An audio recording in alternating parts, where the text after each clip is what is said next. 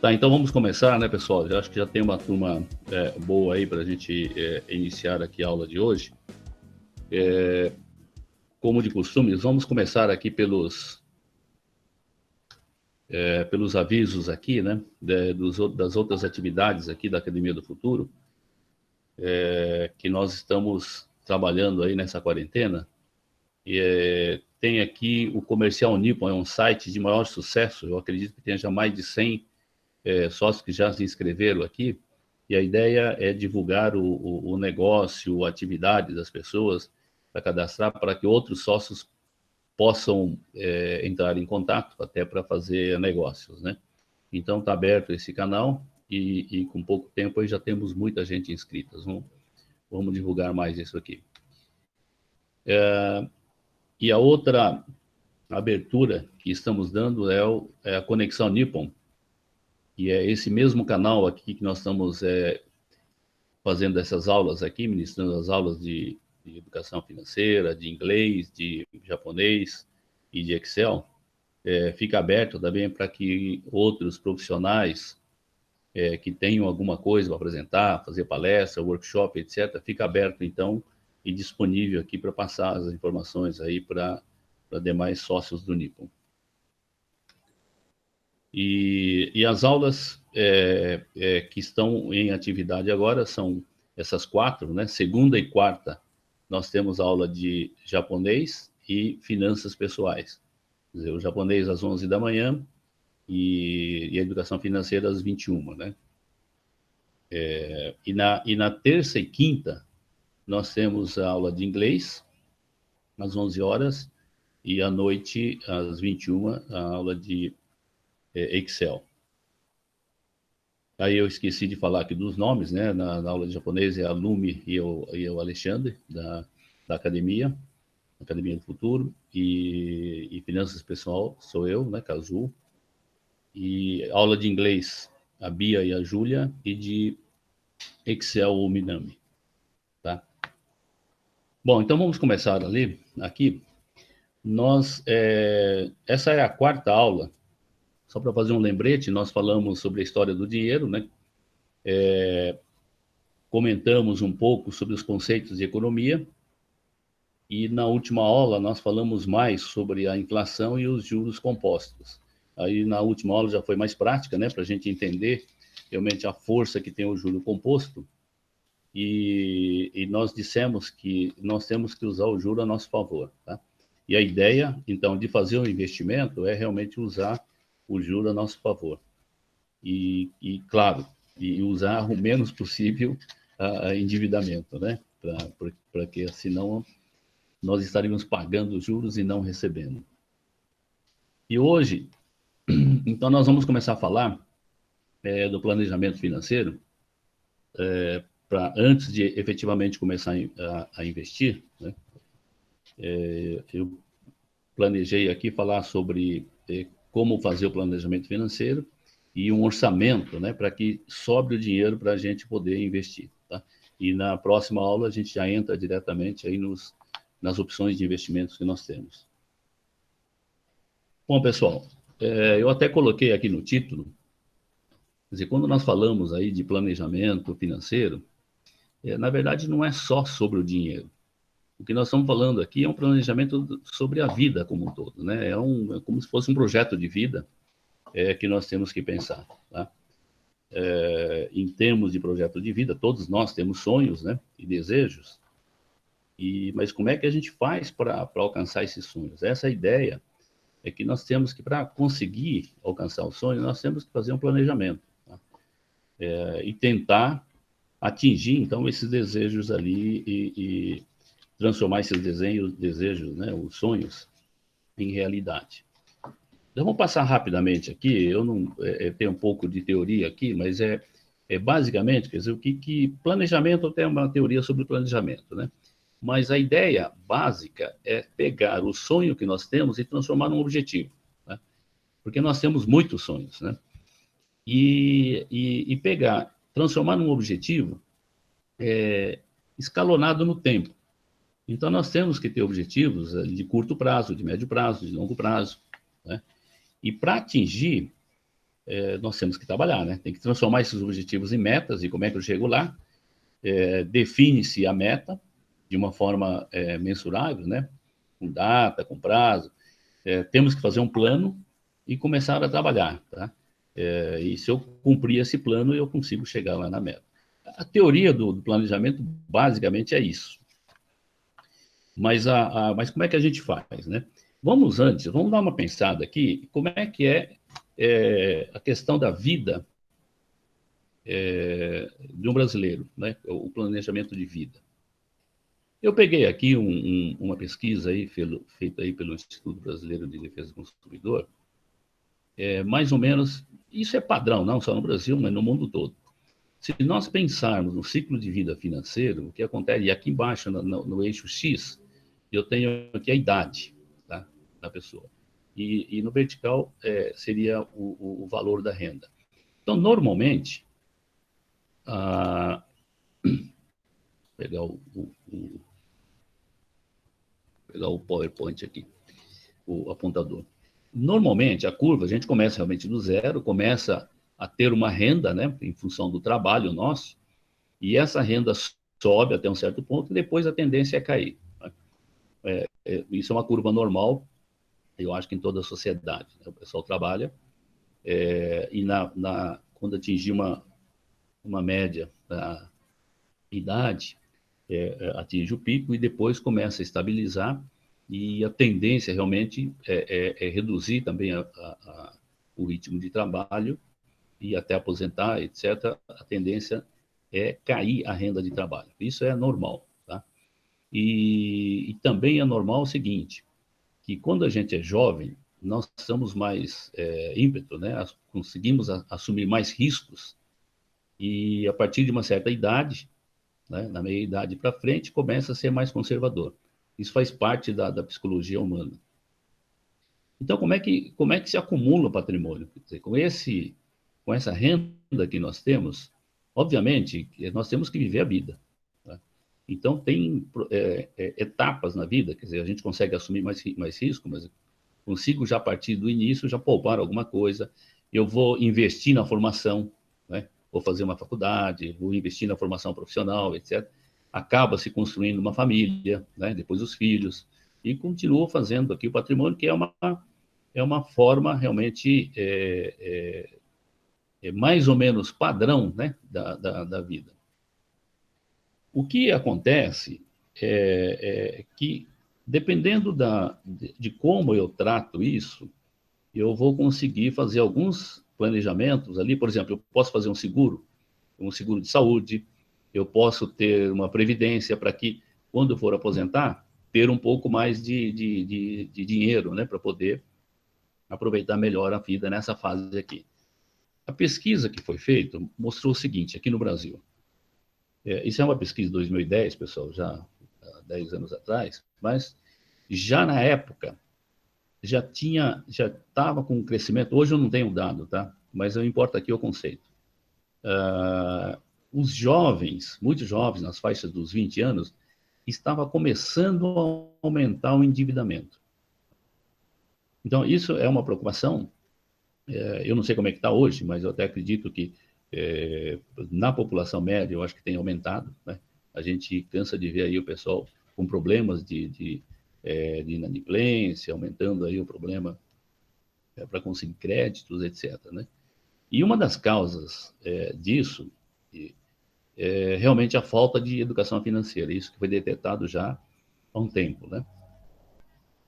E essa falta de educação financeira, então, faz com que a pessoa se endivide, usa demais o cartão de crédito, etc. E a outra é a questão social, né? Que o jovem ele se sente, se ele não tiver as mesmas coisas que os colegas de famílias menores, mais abastadas têm, ele se sente excluído da sociedade. Então, ele acaba gastando mais dinheiro, comprando roupas de grife, comprando o celular do último lançamento, mesmo sem precisar. Mas é porque ele quer ficar inserido na sociedade. Então, são coisas desse tipo. Quer dizer, no fundo, na minha visão, é que realmente faltou a educação financeira.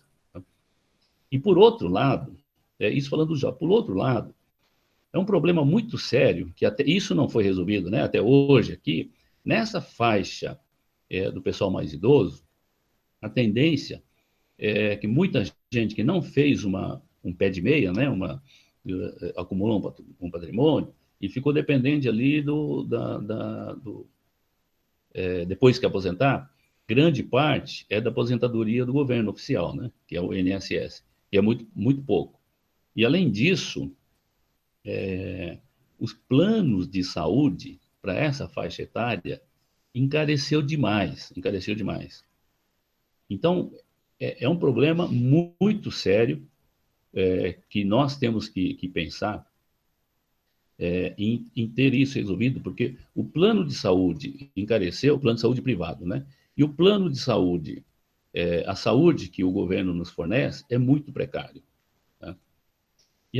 E o próprio rendimento da aposentadoria, da Previdência, também é muito baixo. Então, ali as duas coisas, fica uma situação complicada até do pessoal, nessa faixa etária, viver, de certa forma, manter o seu padrão de vida que ele tinha por aqui. Né? Então, esse é o grande problema da falta da educação financeira. Né? Como é que a gente faz para resolver isso? Então,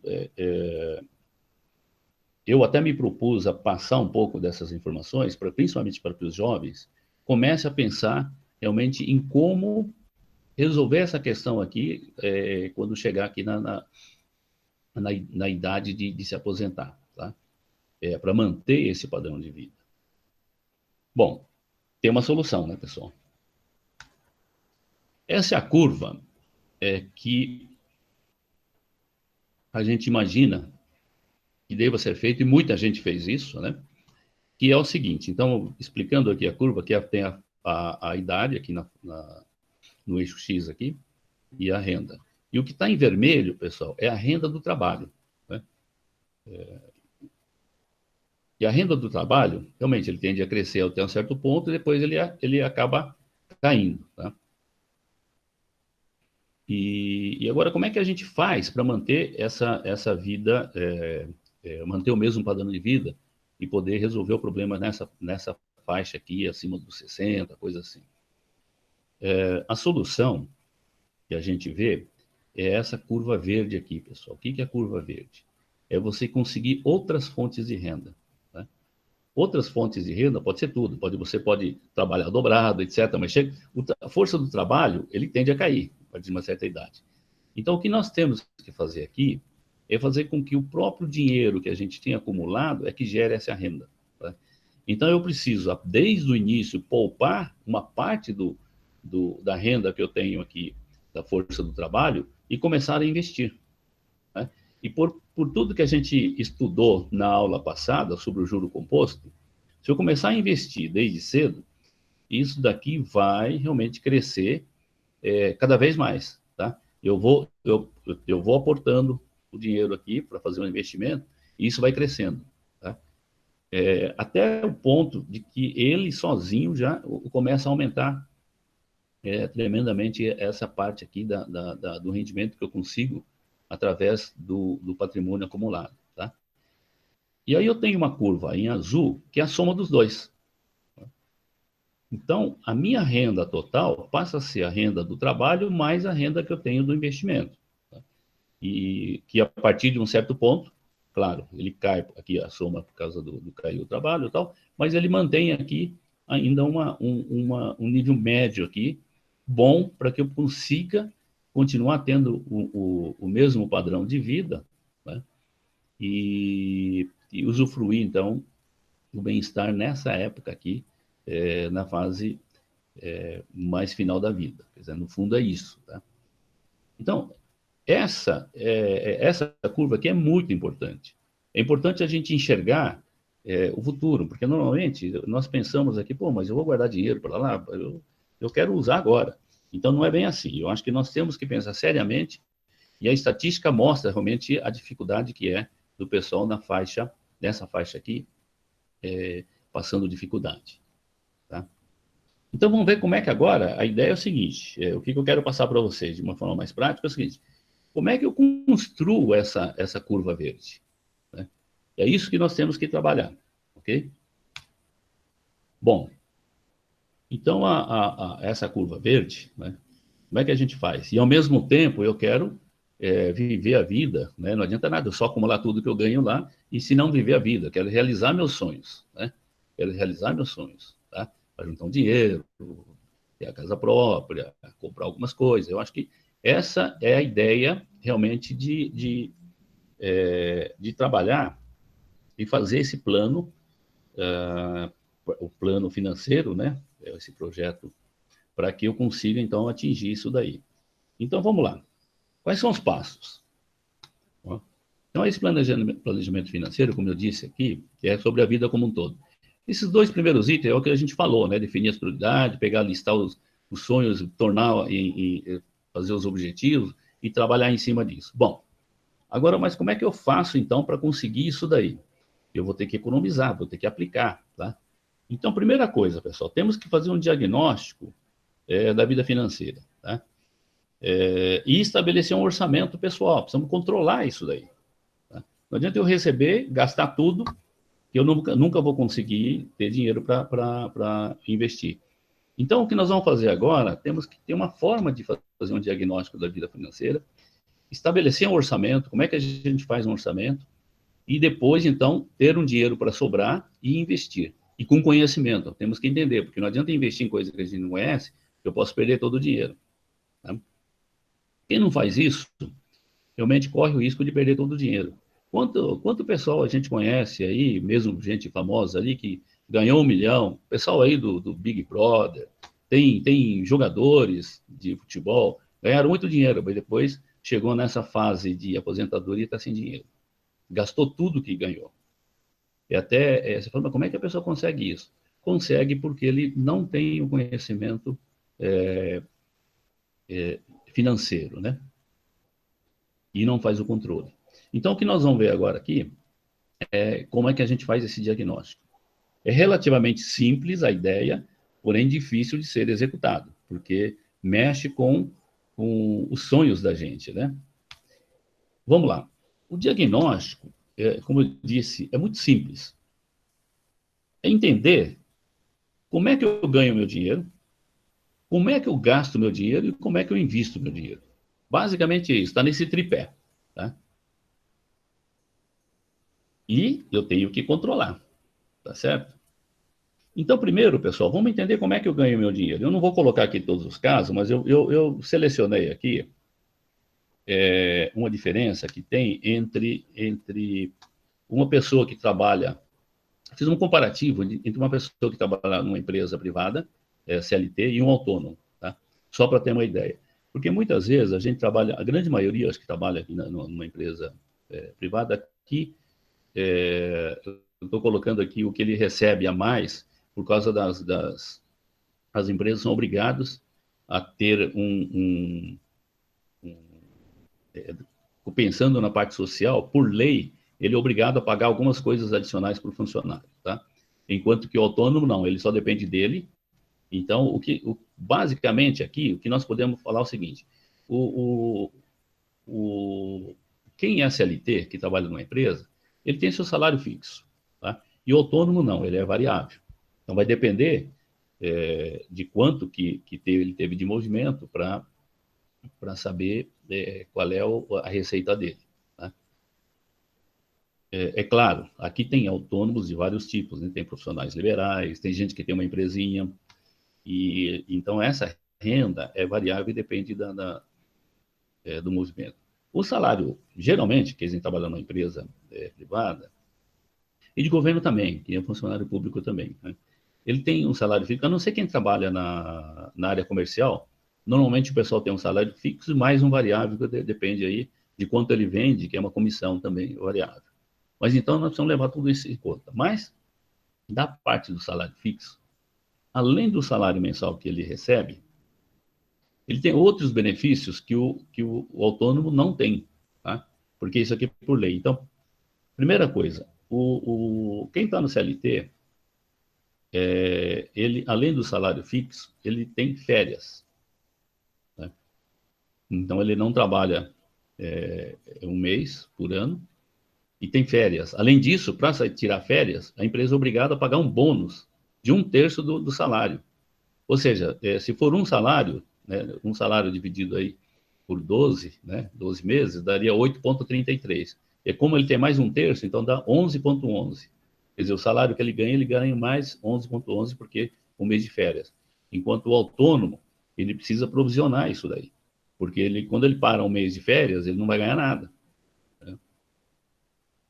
Então, aí a renda aqui é o contrário. Então, ele precisa acumular esse dinheiro.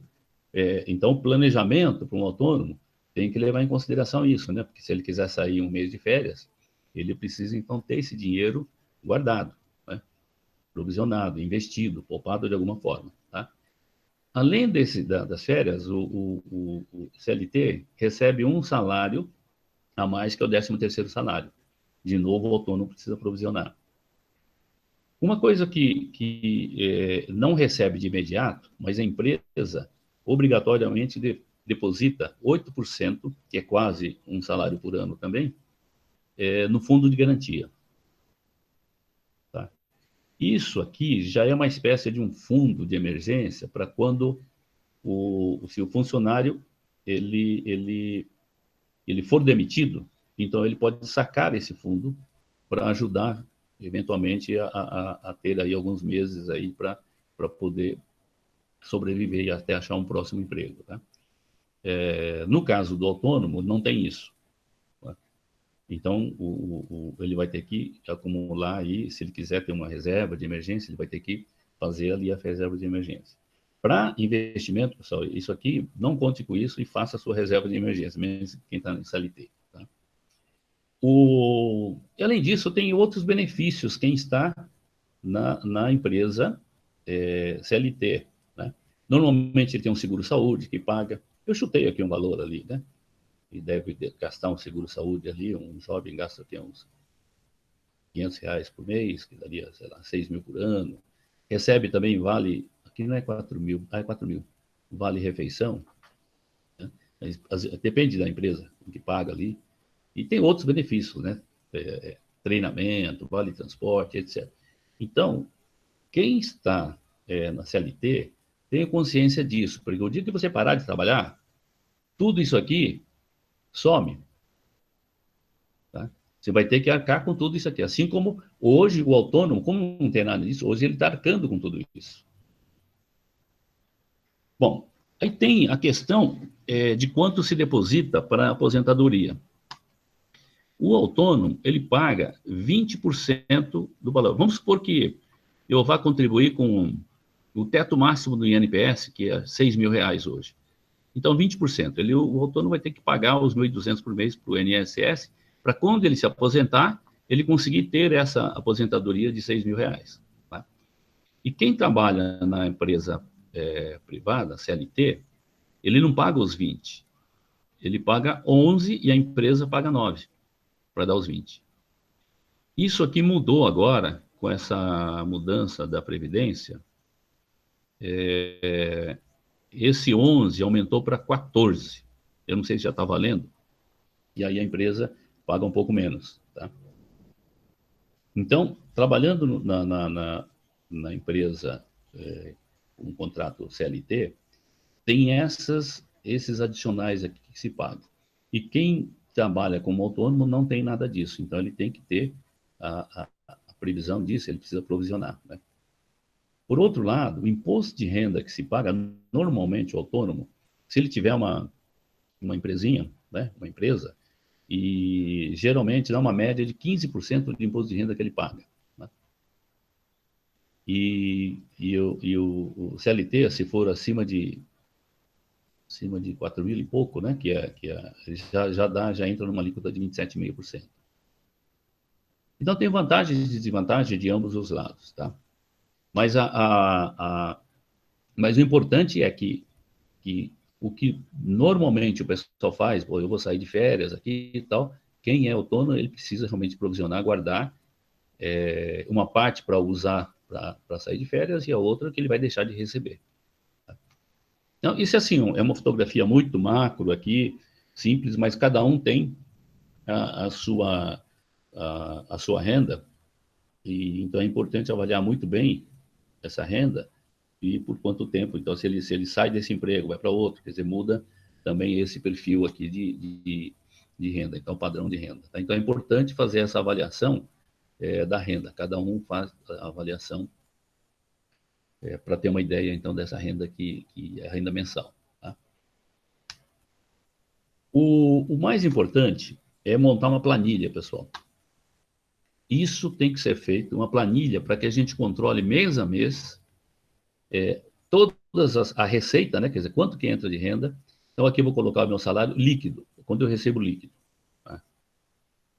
Já descontado aquele imposto de renda, coisa desse tipo, né? E se for autônomo, que a renda é variável, então vamos tentar fazer uma média, né? E colocar e ir acertando essa média aqui durante o ano. Então, todas as receitas que entram, eu preciso montar aqui numa planilha. Tá? Isso aqui é uma fotografia de uma planilha Excel. Eu imagino que quem não estiver familiarizado com Excel, está aí o Minami que está dando o curso de Excel, mas é uma planilha muito simples que a gente faria manualmente, mas então na receita, aqui na linha eu coloco as receitas de cada mês, né? Vamos supor que o meu salário seja R$2.000, eu coloco R$2.000 aqui, e aqui ele já faz a conta do total. Aí depois eu coloco aqui um outro grupo de despesas. Tá? Eu tento classificar, criar tipos de despesa e colocar aqui todas as despesas. E depois a poupança ou o investimento, quanto que eu vou investir por mês, tá? Ele calcula. Então, essa é uma planilha que eu peguei aí da internet, mas eu até recomendo para que vocês façam um download de uma planilha e sirva de padrão, e cada um constrói aí a sua planilha de acordo com seus gastos ali, o que for interessante. Vou mostrar um outro modelo aqui. Esse modelo aqui, se não me engano, é o da Rico. Eu vou passar os links aí. Então, aqui já tem uma planilha com a renda familiar, com mais linhas aqui.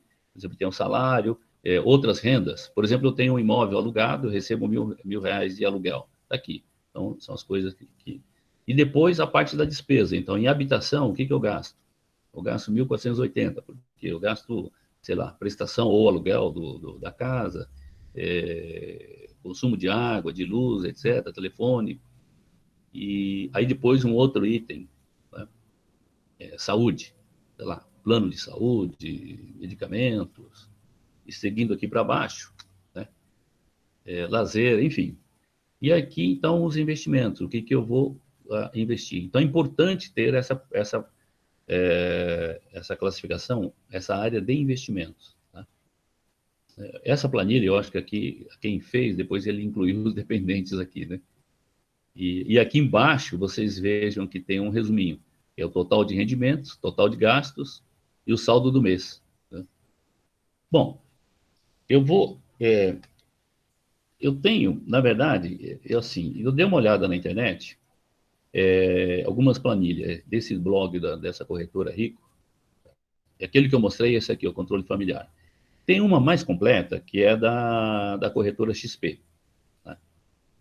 Eu acho que eu vou abrir essa planilha aqui para mostrar para vocês. Vamos ver se eu consigo aqui.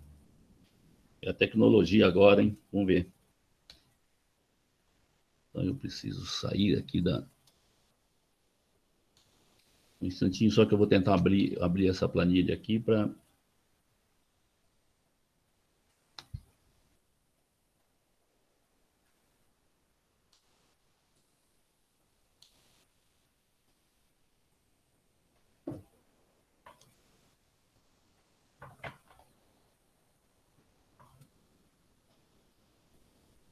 O Wagner me diz uma coisa, como é que eu faço? Eu preciso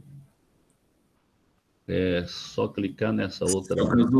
É Sim, só parar, né? eu tenho que parar então. É, Parar e aí fazer de novo. Ok, faz beleza. isso. Entendi que eu falei, bom, então vamos fazer isso Aí aqui. apresentar agora, aí você escolhe a tela onde está o Internet Explorer, né? Ou o Chrome, dependendo do que o senhor está usando aí. Eu vou tentar usar essa planilha aqui. Compartilhar. Pronto. Vamos ver se eu consigo mostrar aqui a planilha Essa planilha aqui é bastante completa, viu? Eu baixei da XP. E o que aconteceu? Você está apresentando. Já saiu aí, não, né?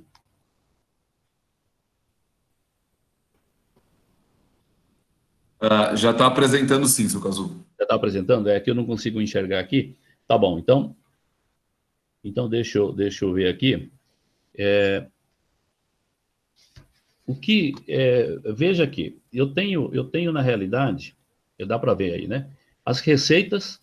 Então ele coloca aqui uma série de coisas aqui, das receitas, salário, horas extras, dividendos, PLR, entre outros aqui, se a pessoa estiver recebendo isso daí. Reembolso de médico. E aqui, então, os meses, janeiro, fevereiro, até novembro, eu vou passar aqui mais para frente, até dezembro, tá? E a pessoa pode até fazer a somatória depois, no final do ano. Mas o importante é o seguinte, qual que é a diferença dessa planilha igual a outra? Aí, logo a seguir, tem os investimentos. Porque lembra, o mais importante é garantir que eu vá fazer o aporte mensal. Então, eu tenho aqui as receitas, por exemplo, aqui, eu coloquei uns números aqui, vamos supor que eu tenho aqui R$ 5.000 de receita e eu vou colocar 700 de investimentos, né? 200 em ações, 400 em tesouro direto, mais 100 em fundos de investimento, aí deu 700, que representa 14% da minha receita, tá? Bom, e aí aqui embaixo, então, começam as despesas. E as despesas, essa planilha, ele separa em despesas fixas e despesas variáveis e despesas extras, tá? Então, a forma de classificar é mais para a pessoa conseguir acompanhar e entender, porque se eu vou querer reduzir a despesa, como é que eu faço? Então, o que considera como despesa fixa? Em habitação, tem um aluguel, eu não tenho muito como mudar isso aqui, então é fixa, eu vou pagar até renovar o contrato, é o mesmo valor. O condomínio também de onde eu moro, se tiver alguma outra prestação, seguro, tem uma série de despesas aqui que eu vou classificar aqui, né, para poder, ou fazer categoria de habitação, a categoria de transporte, então prestação do carro, sei lá, seguro do carro, estacionamento, saúde, assim por diante. E aqui embaixo, então, ele já tem aqui o subtotal, o total de cada uma dessas categorias, por exemplo, total de habitação, total de transporte, etc. E aqui, transporte, educação, etc. E aqui embaixo eu tenho, então, o total das despesas. E já tem o percentual ele já me dá aqui o percentual da receita. Então, nesse exemplo que eu coloquei aqui, ele tem 42%. Aqui estou gastando 40%, 42% só do que eu ganho, tá? E investindo aquelas 14 lá. Bom, isso na fixa. Agora tem as variáveis, né? As variáveis, entra, mesmo em habitação, o que é variável? Consumo de água, consumo de luz, consumo de telefone, né? Gás, etc. TV a cabo, né? Então, são itens que, por exemplo, o aluguel não tem como, aquele lá está fixo. O consumo de luz vai depender de quanto eu vou consumir ou não. Então, se eu quiser economizar luz, trocar as lâmpadas por lâmpada de LED, coisas desse tipo, certamente eu vou reduzir isso aqui. Então, a planilha possibilita já começar a fazer uma análise das despesas, né? E da mesma forma, transporte, né? Se é metrô, combustível, né? Alimentação, né? Supermercado, quanto eu gasto por mês. Quer dizer, ele é variável, certo? Claro, mas são importantes para o meu padrão de vida, né? Saúde, etc. Então, daqui, da mesma forma, a planilha já calcula, então, já soma de cada categoria dessa, ela tem o valor aqui. Então, está aqui um total, vamos supor, mais 26%, né? Isso aqui, então, é das despesas variáveis. Tinha fixa, variável, e aparece também as despesas extras, que não está planejada, não está no orçamento. Mas, pô, eu tenho um problema de saúde, eu precisei ir ao médico, fazer uma consulta, não está no meu plano de saúde, eu tenho que pagar. O dentista, né? Assim por diante. Manutenção do carro, né? Quebrou o carro que eu não estava esperando. Tem algumas despesas extras aqui, então eu vou classificar aqui como despesas extras. A gente imagina que não seja. Vamos supor que deu um total aqui de R$ 500, não sei o que é, lazer, o que aconteceu aqui. Bom, Vocês entenderam aqui o mecanismo. E aí, somando tudo, então isso aqui representou 10%. Sobrou. Então, aqui então é o saldo. Eu pego a receita menos o investimento, menos as despesas tal, e sobrou aqui R$ 300, por exemplo. Tá? Então, no mês seguinte, isso aqui é importante, por exemplo, para quem é autônomo, que tem a renda variável, né, ir compensando isso daqui para ter uma média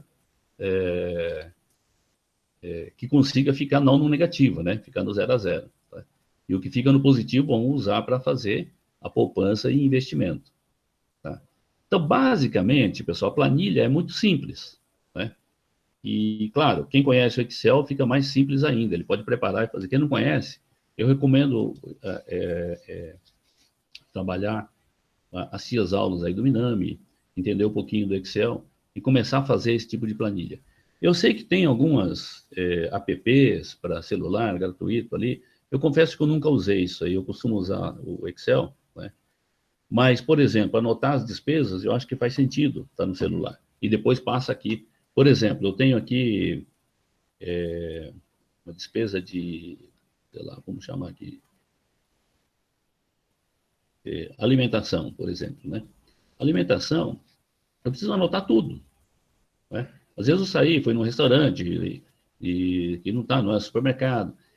O cartão de crédito ajuda muito nisso para a gente, né? Para saber para onde nós estamos gastando. E é importante colocar isso mensalmente, tá, pessoal? E fazer esse controle mensal. Tá? Bom, basicamente é isso aqui a planilha, é bastante simples. E a minha recomendação muito forte é que vocês utilizem uma planilha. Seja uma planilha mais completa como essa daqui, seja uma mais simples como aquela outra que eu mostrei, ou você faz uma planilha, inicialmente só coloca lá a receita, coloca as despesas, vai listando a despesa, e embaixo o investimento, quanto que eu quero investir e quanto que sobra no final disso tudo, tá? O importante é que sobre positivo, o importante é não gastar mais do que a gente ganha, senão nós vamos ter que pedir empréstimo, ok? Deixa eu voltar lá, então, agora para... Alguma dúvida aqui, pessoal? Qualquer dúvida de Excel, vamos pedir para o Minami resolver para a gente. Brincadeira, viu, Minami? Deixa eu voltar aqui, então, para a apresentação. E apresentar de novo aqui.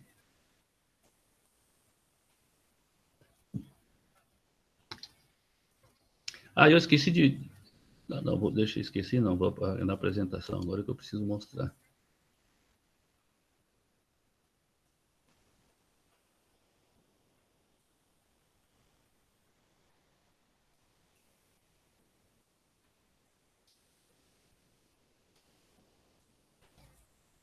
Espera aí, apresentar agora. Isso. Aí o senhor escolhe o PowerPoint, é isso, Cazu. Janela e o PowerPoint. Compartilhar. Estou aprendendo aqui, viu, Wagner? Mas tá indo bem, viu, Cazu? Tá dominando aí. Legal. Bom, pessoal, eu não sei como é que a gente faz, mas eu acho que assim, se alguém tiver interesse em fazer download dessa planilha, ele é público ali no blog da XP, tá? Ou procure ali planilha de planejamento financeiro da XP, e tem um blog aqui, tem o link aqui, mas eu acho que procurando, porque tem que entrar lá e procurar. Ou no blog da Rico, que tem esses outros aqui, e ele tem uma também para controle de gastos pessoais. É aquilo que eu falei, que talvez um celular seja melhor para a gente anotar tudo que está se gastando, né, para poder colocar na planilha. Mas o que é mais importante disso tudo é a gente classificar, categorizar e anotar todas as despesas. Vamos passar aqui para frente, tá? E vamos ver assim, o que significa ter essa planilha. No fundo, isso aqui, né, se eu tenho a receita, as despesas e quanto só para investir, no fundo eu estou fazendo o meu controle financeiro, tá? Para garantir que eu tenho uma parte da renda separada para poder investir. Tá? Então, a primeira coisa que nós temos que ter em mente e essa planilha vai nos ajudar, é esse primeiro item aqui, que é a regra de ouro, pessoal. É tão simples quanto isso, é tão óbvio, mas nem sempre a gente consegue. É gastar menos do que ganha. Tá? Aliás, o governo é mestre em fazer isso, né? Agora estão tentando resolver isso aí. Se eu gastar menos do que ganha, já é o primeiro passo e é a regra mais importante que tem. Então, eu deixo sobrar alguma coisa para eu poder poupar isso daí. Tá? E isso, com essa planilha, eu consigo controlar. Essa é a regra de ouro principal. Bom, entender o padrão de renda, eu acho que, pelo que a gente explicou, acho que dá para a gente ter uma ideia, porque às vezes tem gente que superestima, né, quanto que ganha, tá? Não, vou ganhar mais aqui esse mês e tal, vai ser melhor, então já vou gastar por conta. Não, não é isso, tá? Então tem que botar média, tem que entender, fazer a média mensal ali, entender realmente o seu padrão também de renda, tá? Para ter certeza de que aquele valor está entrando mensalmente, tá? E aí vamos analisar a despesa. Então, e a planilha, pelo que vocês viram lá, fica muito claro para a gente saber onde é que está indo o dinheiro. Isso tem que fazer mensalmente, tá, pessoal? E aí tentar entender, olhando isso aqui, fica muito claro. Nossa, eu estou gastando muito, mas aonde que está indo? Então, pela planilha, vou conseguir descobrir quais são os gastos que está excessivo. Porra, eu, em vez de ir uma vez por mês aí num restaurante bom, estou indo 2 vezes por semana, né? E sem ter ideia muito se isso cabe dentro do orçamento ou não, tá certo? Isso faz o quê? Que a gente mude o hábito de consumo. Tá? Eu não estou dizendo para a gente não fazer as coisas boas da vida. Sim, temos que fazer, tá? Dentro do que a sua renda permite, a sua renda familiar. Tá? Então, nós precisamos ter realmente um padrão de vida de acordo com a sua renda. Tá? A ideia é não tentar gastar mais, estar num padrão acima da renda, porque a gente vai viver endividado e não vai conseguir poupar. Isso que eu estou falando, pessoal, parece muito óbvio, mas é muito difícil de fazer. Tá? Porque normalmente a gente acaba gastando tudo que ganha. Então, por isso que é importante nós termos esses objetivos. Por exemplo, uma das coisas, eu acho que importante, eu falei dos sonhos, né, e dos objetivos. Eu acho que, assim, a arte é saber distribuir os nossos sonhos no tempo. Eu não preciso de tudo de imediato. Eu posso, talvez, jogar um pouquinho mais para frente, né? E colocar dentro do meu orçamento. Por exemplo, eu tenho uma TV de 32 polegadas. Ah, mas eu quero comprar uma TV, agora vai vir o campeonato, não sei das quantas, ali eu quero assistir, eu quero uma TV de 50 polegadas, de 60 polegadas. Bom, ok. É importante para a pessoa, né? Vai se sentir bem. Vamos trabalhar para ter isso. Vamos colocar na meta.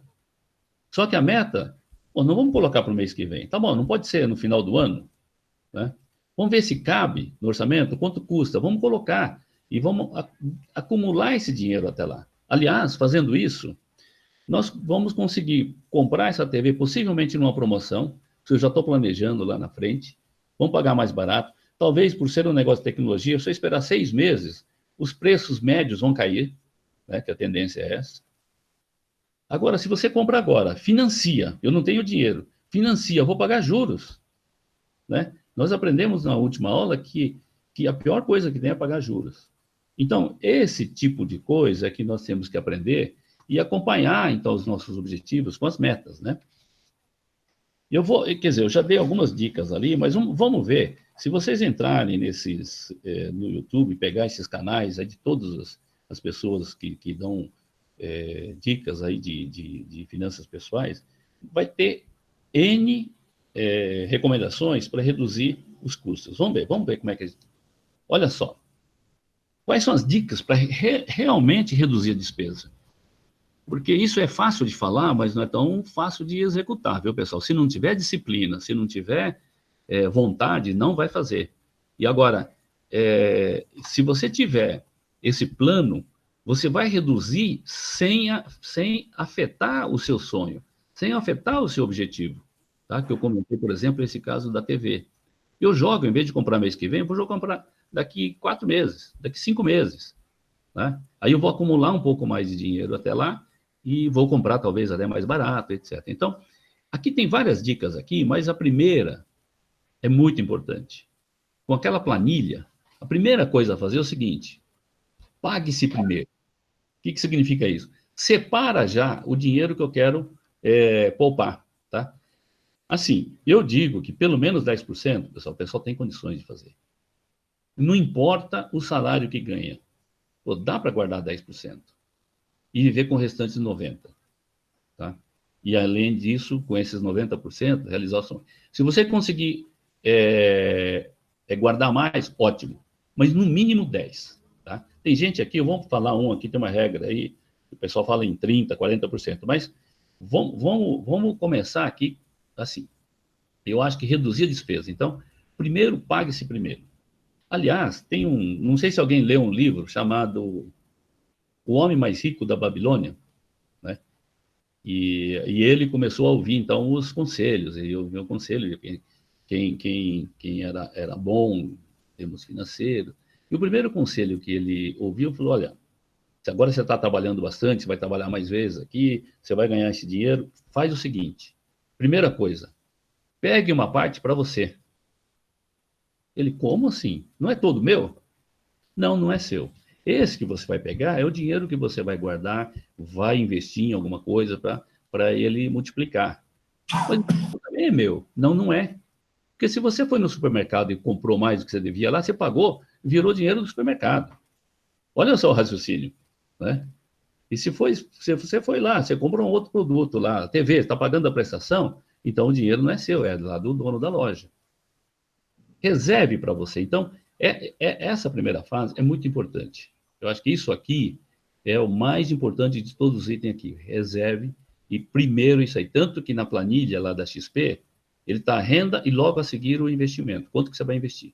Tá? Então, se você decidiu que consegue investir, reservar 20%, então já coloca os 20% já e manda para a corretora para poder fazer o investimento. Tá? E vive com o resto. Então, essa eu acho que é a dica mais forte que tem aqui, para reduzir. Bom, e aí, como eu vou ter limitado agora em 90%, então eu vou ter que. O que eu faço para reduzir? Então, primeira coisa, anote tudo que gasta, pessoal, mesmo as coisas pequenas. Porque depois vocês vão se surpreender que muita coisa que você não anotou, e quando você começa a anotar, você fala: nossa, eu estou gastando tudo isso nessas bobagens. Não é? Desde um cafezinho que você toma lá todo dia, né? Um café especial, não sei. Mas isso é pouca coisa, mas anota. Tá? Se você gasta, sei lá, R$3, R$4, quanto custa o cafezinho? R$5 um especial aí. Por dia, você está no trabalho e durante 20 dias você está lá, almoça lá no shopping e já gasta aí mais R$5 por dia, são 25 por semana, são 5 dias, né? 25 por semana, vezes 4, R$50. Não, R$100. É isso? Né? Isso mesmo, por causa dos R$100. R$100 no mês. Se você contar isso no ano, são R$1.200. Vocês lembram que se eu investisse R$1.200 por 30 anos, não dava 1 milhão? Dependendo da taxa de juros lá que nós fizemos na conta na aula passada. Isso mesmo. Ou seja, se para essa despesa pequenininha, né, se eu conseguisse guardar isso daí, certo? E colocar, é uma coisa de louco. Então, é por isso que eu digo. Então, essa outra aqui de anotar tudo que gasta, vai fazer com que você comece a perceber de fato aonde é que está indo o dinheiro. Tá? E aí as outras recomendações, né? Pô, vamos comprar só o que você precisa, porque às vezes a gente vai no shopping, vê lá uma promoção, não sei das quantas, você acaba comprando, né? Opa, tem uma promoção. Eu também sou assim, viu? Às vezes ali tem um vinho especial que está barato, eu vou lá e acabo comprando, porque está barato. Não é porque você está precisando naquele momento, né? Você acha que está barato, ou estão dizendo que está barato pelo marketing. Agora, você precisa comprar, compare os preços. Hoje a maioria do pessoal já faz isso por causa da internet, né? entra lá e compara os preços. Então, isso tudo vai somando, pessoal, e você vai conseguir viver o mesmo padrão de vida gastando menos e podendo economizar mais para investir. Tá? E agora que a gente aprendeu um pouco da matemática financeira, cara, pague à vista se tiver desconto.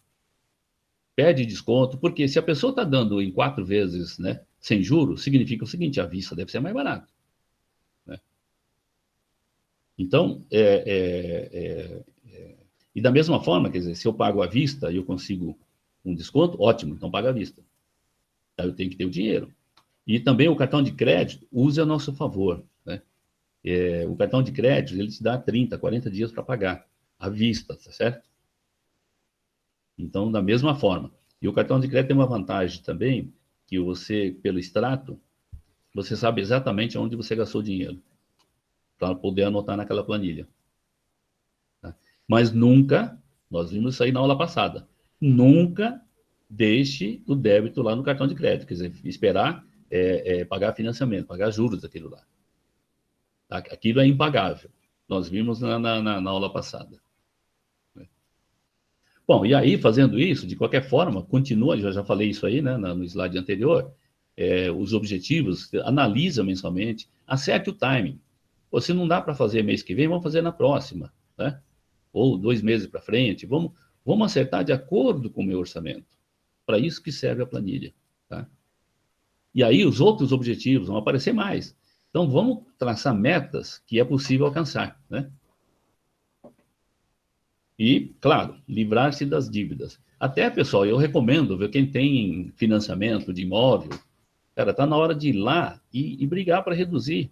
Por quê? Possivelmente, quem comprou imóvel aí nos últimos 3, 4, 5 anos, vocês pagaram um financiamento com uma taxa de juros de 8%, 10%. Porra, agora a taxa de juros está 3,75%. E vocês continuam pagando uma taxa de juros da dívida de 8%? Tem que ir lá no banco, escuta, eu quero renegociar. Tá certo? E se não consegue renegociar, e você tem um dinheiro, né, uma poupança, sabe qual é o melhor investimento? Não é investir agora em qualquer um desses investimentos que a gente vai ver, porque você vai conseguir 3, 4, 5% de juros. E o seu financiamento, você está pagando 8, 9, 10, então é melhor para quitar a dívida. Que seja nesse valor que você tem o melhor investimento. Você vai deixar de pagar 8% para estar... quer dizer, seu dinheiro rendeu 8%, é isso que quer dizer, tá? Então, a dívida é uma coisa muito séria, tá? E depende da taxa de dívida, então, da taxa de juros. E se eu tenho realmente uma dívida imobiliária, por exemplo, de alguns anos atrás, certamente vocês estão pagando 8%. E na época era barato, porque a taxa de juros estava 10%. Tá? Então, da mesma forma, se precisar financiar alguma, estude muito bem a taxa de juros. Né? Para colocar dentro do orçamento. Se precisar, não tem jeito. Olha, isso aqui não é nem uma questão de sonho, aqui é que eu preciso fazer isso porque eu entrei na faculdade, preciso começar a pagar, então eu vou fazer uma coisa aqui que eu preciso, então, financiar. Aliás, o financiamento, como é que chama o financiamento da faculdade? Aí o FIES, né? Ele tem uma taxa de juros muito barata, porque o governo financia o estudo. Tá? Isso vale a pena fazer. Para quem entrar numa faculdade privada e tem que pagar, eu acho que vale a pena, sim. Precisa vai estudar quanto que é a taxa de juros, mas normalmente é muito barato. Tá?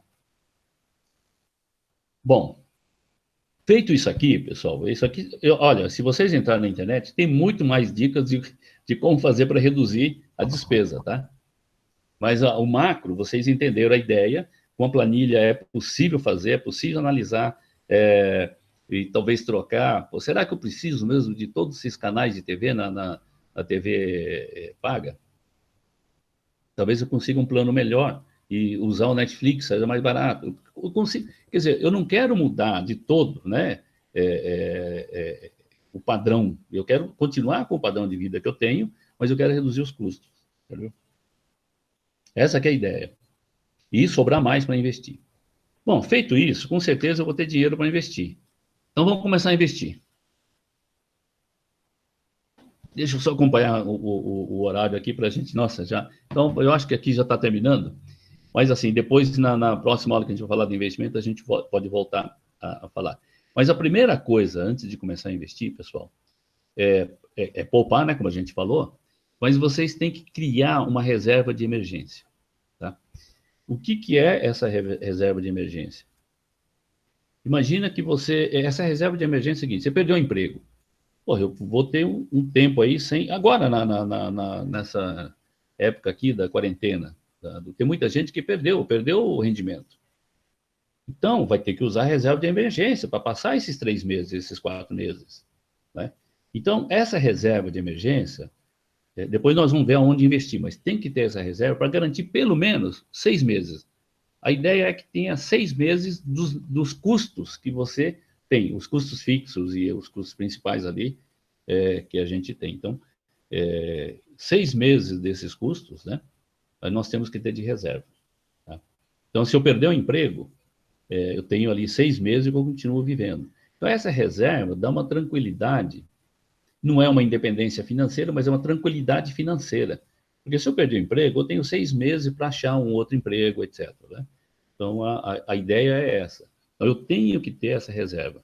Outra coisa, eu coloquei seguros aqui, por quê? Principalmente autônomos. Muitas vezes o autônomo, se ele tiver uma emergência, sei lá, um dentista, por exemplo, que usa as mãos e por um azar ele foi lá e quebrou a mão, ele vai ficar 2 meses parado, engessado e não tem como trabalhar. Então, se ele tiver um seguro, né, para esse tipo de coisa, não deve ser caro, e para esse tipo de situação, pessoal. Tá bom. Ou então, tá dentro da reserva de emergência, eu ficando 2 meses sem trabalhar, já tenho aqui na reserva, eu garanto. Então, mesmo sem ter essa renda, né, eu consigo me virar, tá certo? Então, por isso que eu digo aqui que inclui seguros. E, normalmente, no caso de autônomos, minha sugestão é colocar mais de 6 meses, talvez até. Depende de cada um, né? De 6 a 1 ano. Depende do tipo de emergência que a gente venha a ter. Então, isso daqui é a primeira coisa a ser feita, pessoal. Tá?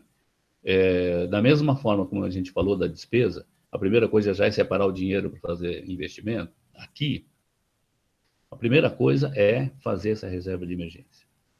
E depois investir. Tá? Depois começar a investir. Então, é muito importante isso aqui. Talvez no começo vocês tenham que até gastar menos para acumular essa reserva de emergência, porque isso aqui agora, nessa fase aqui da quarentena, a gente ficou muito claro isso. Tá? Bom, depois, para investir, o que nós temos que fazer? Precisamos aprender sobre investimento, buscar informações de investimentos. Né? Essas aulas aqui já vai ajudar, porque nós temos que investir naquilo que a gente conhece. Não tenta investir onde não conhece, tá? Porque o risco pode ser alto. Isso aqui é uma regra de alguém que colocou aí a regra do 50, 30, 20, mas isso aqui depende de cada um. O que ele diz? 50% para o custo fixo, 20% para ter o estilo de vida, né, de lazer, etc., e 30% para investir. Ou seja, aqueles mínimo 10 que eu falei, ele fala que deveria ser 30. Tá? Então, isso aqui depende de cada um. Eventualmente, a gente pode ter mais ou menos, mas é um norte aqui.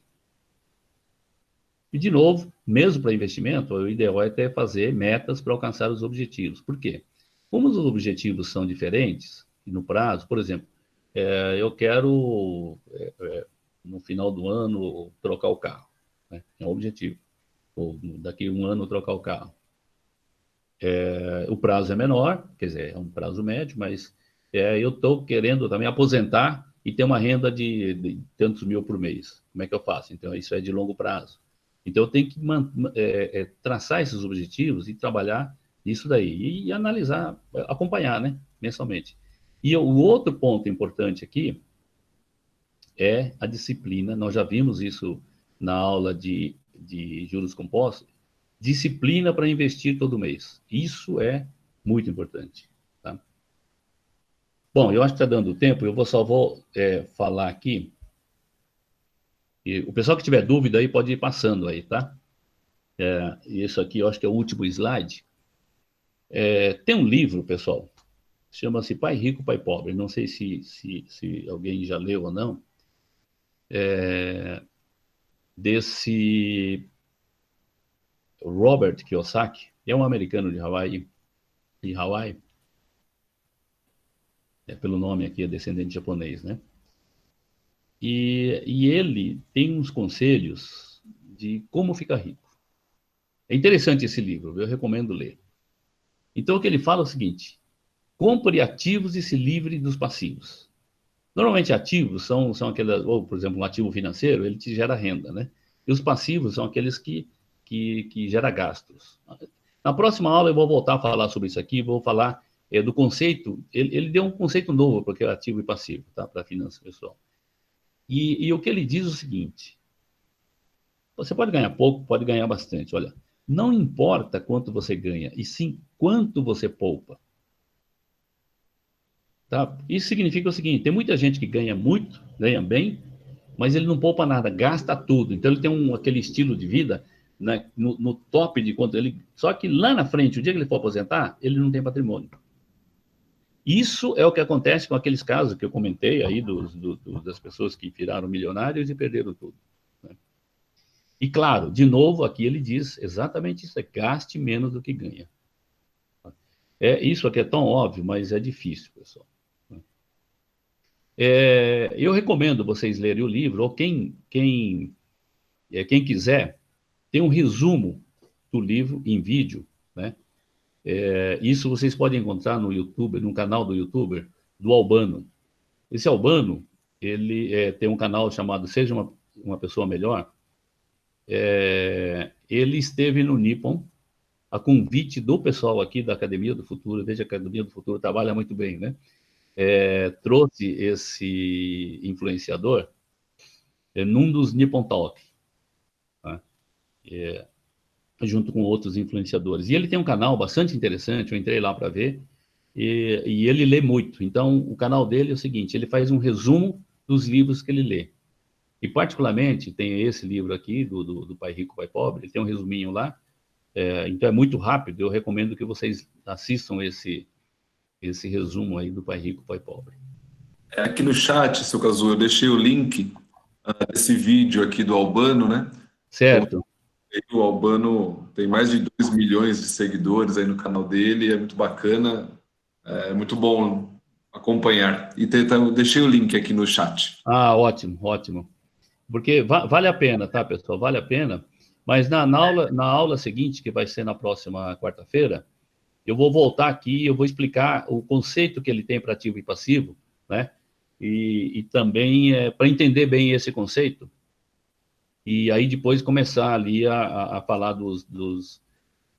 das opções de investimento que tem aqui no Brasil. Aqui, então, só para lembrar, então, na quarta, amanhã é terça-feira, nós temos aula de inglês com a Bia e a Júlia, às 11 horas, e à noite o Minami vai falar sobre o Excel, ensinar como se usa Excel. Aqui, Minami, você vê que a primeira coisa era aquela fórmula dos juros compostos ali que o pessoal gostaria de utilizar.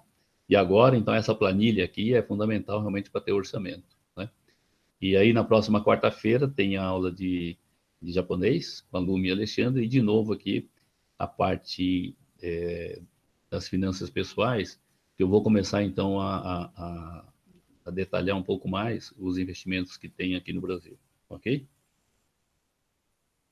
Bom, pessoal, é isso. Se não tiver nenhuma outra pergunta, né, eu agradeço aí a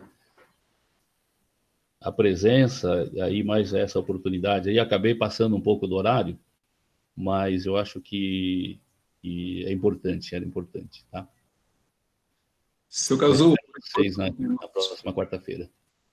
nós não temos nenhuma pergunta, até porque acho que foi bem claro aí a explicação do senhor, e realmente acho que antes de irmos aí para a parte do investimento, é a parte onde a gente vai aprender a ganhar um pouco de dinheiro em cima do próprio dinheiro, né? Que a gente Sim. Como remuneração de salário, de alguma outra ação, é sem dúvida nenhuma, ter o controle, né, de tudo isso daí, e nada melhor do que pôr realmente no papel, né, colocar isso, anotar, porque por mais controlado que as pessoas sejam, se a gente coloca no papel e não tem isso à vista, pelo menos diariamente, né, uma vez por dia, a gente perde mesmo o controle, né? E como o senhor falou, né, se a gente, isso para quem toma só um cafezinho, né, no caso, uns 20 cafezinhos, né, durante o dia aí. A gente consegue se tornar realmente em 30 anos, que é é um prazo razoável, né, um milionário, né, só economizando no cafezinho. É a regra do tio Patinhas, né, Exatamente, de exatamente. moedinha em moedinha, né.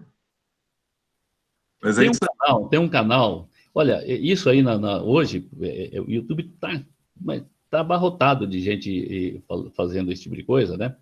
Mas tem um canal da Natália Arcuri, não sei se vocês ouviram falar. Ela é muito comunicativa, era jornalista, e ela fala realmente que ela virou milionária, né? É muito interessante esse canal, viu? Ela usa uma linguagem muito simples e ela fez exatamente isso. O que ela ensina de como economizar é um negócio fantástico. Tá? Sim, Ela chegou a ter problemas, inclusive, de relacionamento com algumas colegas, porque o pessoal queria ir em restaurante, mas ela não ia, e num restaurante mais simples. Né? sim. Mas faz parte da cultura e do hábito, né, de como gastar.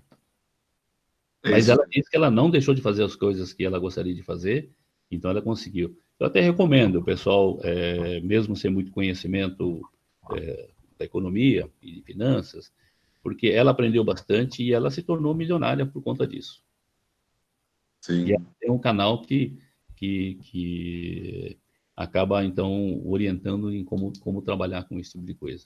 Né? Principalmente as mulheres ali, ela é muito comunicativa. bacana, seu Cazu. Obrigado mais uma vez aí pela disponibilidade, por nos ensinar um pouquinho aí. Vou me despedindo também. Obrigado a todos aí que participaram hoje. Tivemos aí 30 pessoas participando, já saíram aqui algumas pessoas, mas obrigado a todo mundo e até mais, seu Cazu. O André está colocando aqui algumas coisas. Legal, Silvio. Dá uma olhadinha lá no canal também da Academia do Futuro, que tem as aulas anteriores, tá? E, seu Cazu, obrigado, viu? Ok, boa noite, agradeço a todo mundo, tá? Boa noite, obrigado.